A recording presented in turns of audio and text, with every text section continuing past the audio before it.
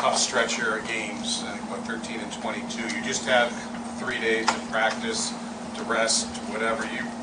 Did you really take advantage of these 3 days? Because you're not probably going to be able to practice much or anything coming up till the end of the month. I guess we'll find out if we took advantage of the 3 days. It was a nice break. I thought our guys had a different challenge with the break that we had over Christmas because of the storm and extra days off and duration away from the ice was unfortunate. I thought the 2 games coming out of that break, 3 games coming out of that break, I think it was Detroit, and then we went right to Boston. I thought our guys by the end felt it a little bit there, and into Ottawa they looked exhausted. So we had to ramp it up. We had a day off before we played Washington, and they looked much fresher in the game in Washington, and the hope is that. But we know we've been a much better team and a different team when we've been fresh. So this is a tricky one. We will absolutely practice less and be more concerned with where we can get rest in a very tight schedule for the next 3 weeks. As far as Henry goes, I mean, how good to see him on the ice for you guys, but could he possibly play early next week, or what's maybe the timeline for you? Yeah, the timeline is, I'll talk to our medical team now, but obviously when a player gets back into practice, that window is really short at this point, as long as he keeps progressing. For him, it'll be pain tolerance, and then the ability to push it. He's been off, so you want to make sure that there's not going to be any, groin strains, hip strains, those things, because he hasn't played with much pop. So, yeah, I would say if everything goes well, we might be looking at a week. Don, there was a lot of emotion in the building when you played Detroit in the wake of the blizzard. You might be looking at some of that again tonight. I mean, the city hasn't gathered since the DeMar situation Monday. I mean, just how have your team just dealt with everything here in the last 3 weeks? I mean, it just seems like obviously one thing after another, and the sports teams get thrust in that attention. Yeah, I think it's been a surreal experience to some degree for all of us when you witness an occurrence like that. The snowstorm, it's almost uncomprehendable. You know so many lives were lost and families are still suffering. DeMar, his family, and you feel for it, but you don't quite know how to feel. So we've obviously talked a lot about it amongst the group with individuals. It's been the topic of conversation in our community. And I know that our guys, as I've mentioned many times, are very proud of being in this community. I felt that, saw that during the storm. Dylan Cousins stayed in his house without power, and when I asked him about it, he was like, yeah, it's just what you do. It's what we, and very proud to be here in Buffalo. And the other thing that I do know from our team, they've gathered lots of energy from the crowd. When they come home and there's atmosphere in this building, our guys feel that, and that's energizing for them because of what I said, because they are proud to be here. What tonight holds, I know that when I think of going into game and strategizing as a coach, that's a component for me. I mentioned that out of the break, coming in here and playing Detroit, we hadn't had a practice in 9 days as a team, and other than the pregame skate that morning.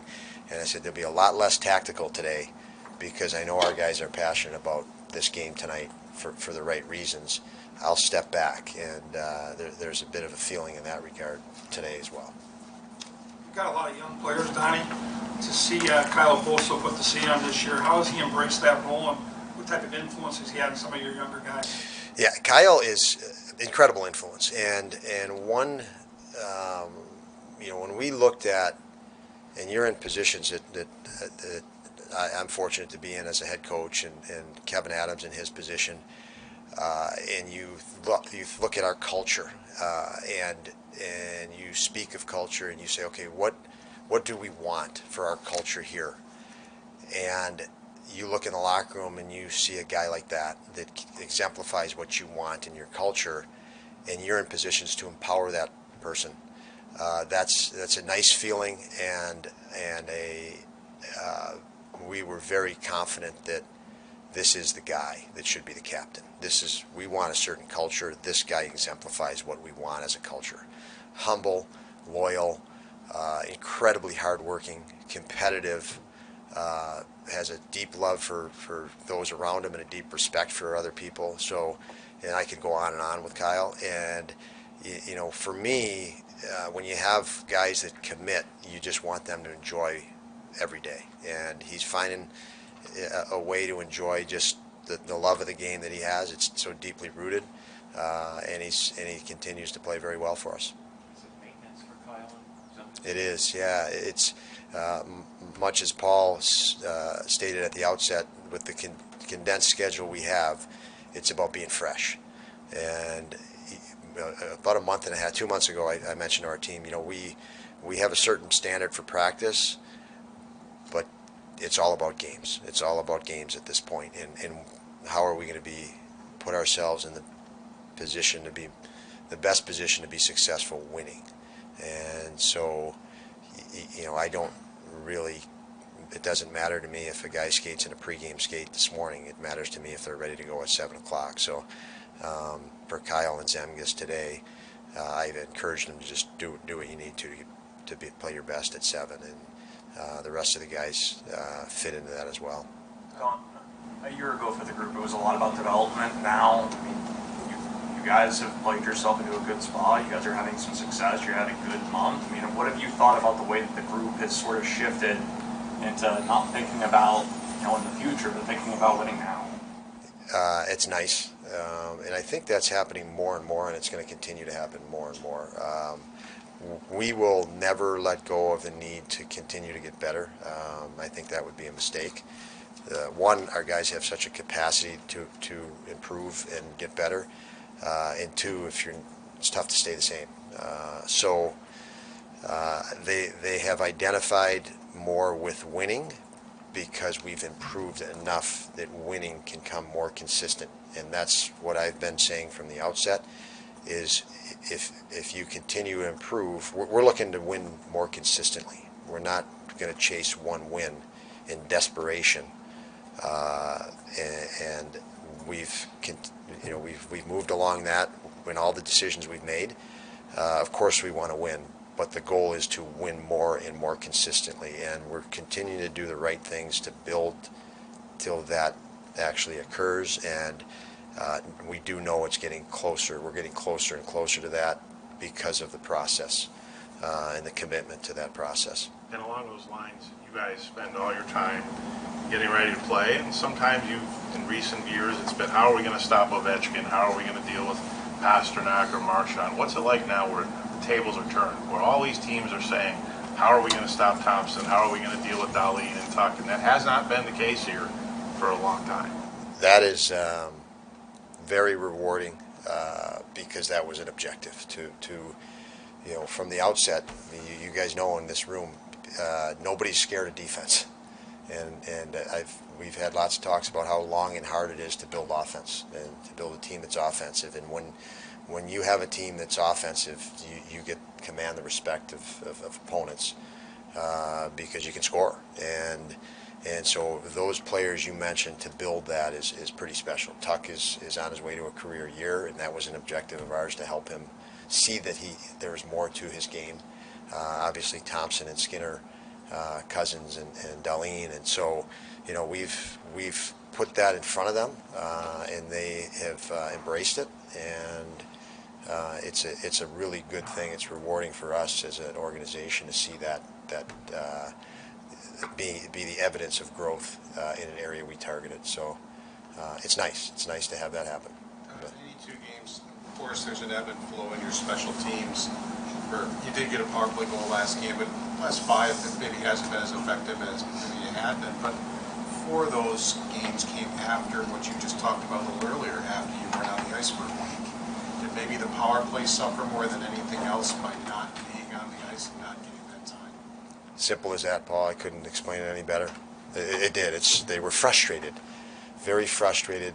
When you gain more skill and more confidence, sometimes the most elite players tend to be the guys that get frustrated more because their self-expectation is so high, and they start expecting things should be perfect and ideal and work out immediately. And we come off a 10-day break, and you got to get 5 guys back into a rhythm with literally zero practice time. We started from, I can remember from the first game. Well, the first game we could have had 2 power play goals. I think we hit posts and scored a goal at the end of a power play that was an even strength goal, or we would have had 2 in the Detroit game. But then we started pressing. And when you do that, frustration ensues, and we went through that cycle. I think we're out of that cycle. We were the other night, and I expect that to be the case now as these guys have had time to get back into a rhythm and flow. Don, how are Quinn and Peterka navigating this portion of the season where their personal numbers aren't as high as they were, but the team is obviously still going? Yeah, they're just within the ebbs and flows and ups and downs, I think, of being young guys that are talent. So I think I see them as this is valuable experience. Downs are unfortunate, valuable experience. And so, but they're doing the right things in the process. They continue to learn through film. They continue to work hard in practice. We put things in front of them for next targets to focus on, and you see them, working toward that and having a focus toward that. So they just, that was probably their first time in Washington, probably their first time on the ice with Ovechkin, and these are first-time experiences happening literally night after night after night. So I see that's what they're going through is natural. How they're going about it is not natural. It's been great. They're gaining the experience of going through it, and I'm confident they could go out tonight and produce, and it wouldn't surprise me one bit because they're right there, ready for it.